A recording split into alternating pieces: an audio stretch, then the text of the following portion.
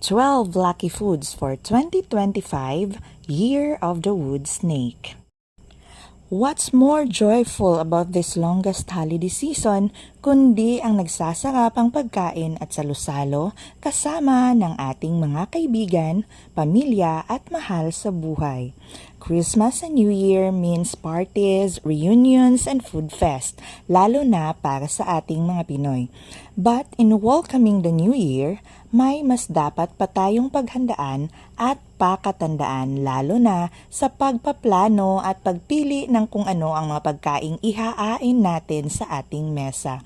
Because welcoming the New Year means a brand new start, another chance, a beginning kung kaya't kailangan nating bigyan ng importansya lalo na ang mga pagkaing ihahanda dahil sa simbolo at elementong sinasagisag ng bawat pagkain to enhance our prosperity, luck, and well-being.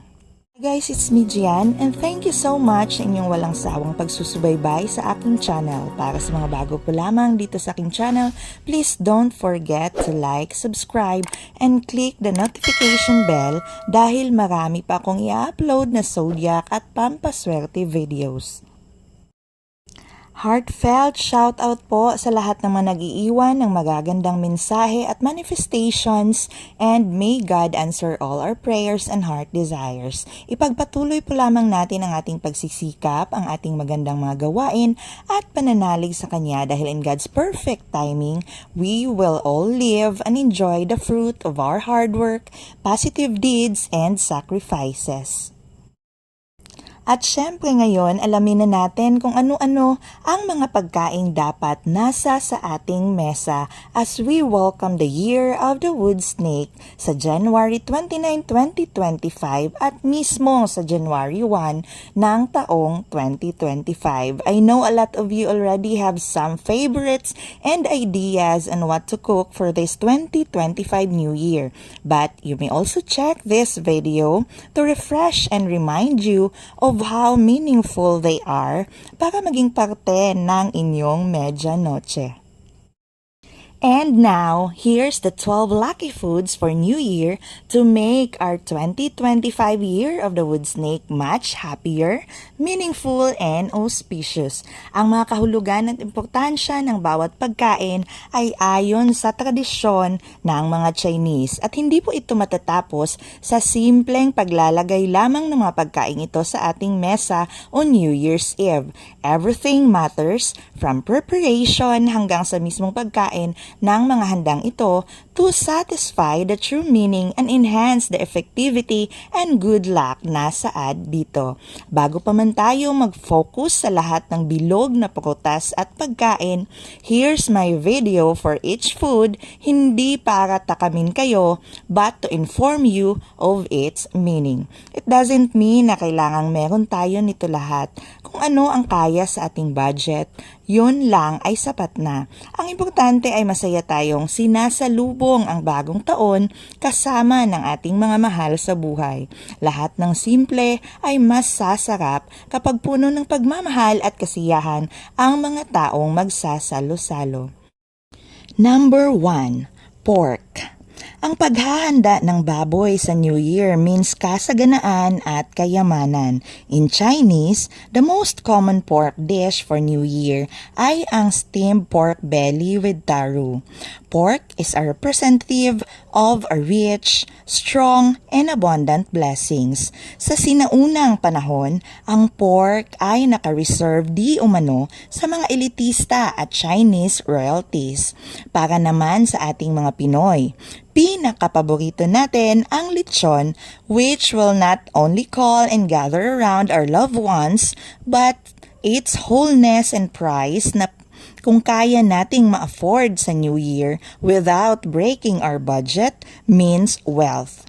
Pero syempre, hinay-hinay lang sa may mga maintenance medicine lalo na sa high blood upang mas humaba pa ang ating buhay. Number 2. Fish. No meal without fish on New Year dahil ang kaliskis o scales ng isda signifies wealth and abundance. In some countries, People associate fish in New Year dahil sa movement ng isda.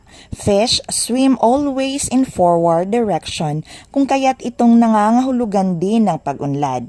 Steamed fish naman ang pinakasikat at paboritong ihanda ng mga Chinese sa New Year. In Chinese, fish sounds like surplus o income na ang ibig sabihin ay laging may matitira kang income palagi sa buong taon. Kaya this fish dish should always be the last na kailangang matira sa mesa o New Year upang mas mapanindigan pa nito ang kahulugan nito. Ayon naman sa ibang Chinese practices, ang ulo at buntot ng isda ay kailangang abutan pa ng first day ng taon, which means that the start and end of the year will always have great rewards and surplus. Number 3, we have Chinese dumplings. Mula pa sa pinaka-sinaunang Chinese New Year dinner history, ang pagkain ito ang pinaka-classic at isa sa pinaka-tradisyonal na handa for New Year. Ayon sa alamat at paniniwala nila, the more dumplings you eat during the New Year equals the more money you earn for the year. Dumplings represents wealth and treasure at isang money magnet para sa pagsalubong ng bagong taon. Number 4, lumpia o spring rolls. Ang lumpia na isa sa mga pinakahilig nating kainin sa bawat okasyon is also very good for New Year. Spring rolls means a ton of gold dahil ayon sa mga Chinese, ang kulay at hugis nito ay tila ginto at sumisimbolo ng patuloy na pagyaman. Number 5, longevity noodles o pansit na dapat ay lutuin ng hindi napuputol-putol. Ang paghahanda at pagkain ng pansit na napakasikat sa atin bilang pampahaba ng buhay ay hindi lamang para sa birthday, kundi isa rin ito sa pinakamagandang ihain sa pagsalubong ng bagong taon kasabay ng prayers at wish natin for a long, happy life. Number 6, whole chicken. Ang paghahanda ng buong manok during the New Year means wholeness and luck, lalo na para sa buong angkan. Chicken is a homophone for G na para sa mga Chinese means good luck and prosperity. Ang manok ay siniserve ng buo kasama ang ulo at ang paa nito to symbolize unity and wholeness from the start to the end of the year. Traditionally, manok din ang una nilang siniserve at ino-offer sa kanilang mga gods and ancestors for protection. Number 7, New Year's cake o tikoy. Ito ay gawa sa malagkit na giniling. For us Filipinos, we also love some glutinous rice delicacies for medianoche, which means sticking together o para mas kakapit ang pera at swerte. Para naman sa mga Chinese, ang pagkain ng tikoy means higher income or position at sa bawat bagong taon na maghahain ka nito ay ang pag-angat ng estado ng iyong buhay taon-taon, kung kaya't isa ito sa mga pinaka-popular na handa tuwing New Year. Number 8, sweet rice balls o bilo-bilo.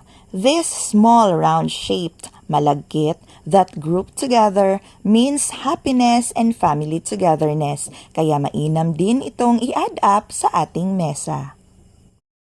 Number 9, shrimps. Maliban sa isa ito sa paborito nating ihain sa tuwing may okasyon, ang hipon o shrimps ay isang pagkain na ayon sa mga Chinese ay nangangahulugan ng liveliness o pagiging buhay na buhay, ng kasiyahan at good fortune.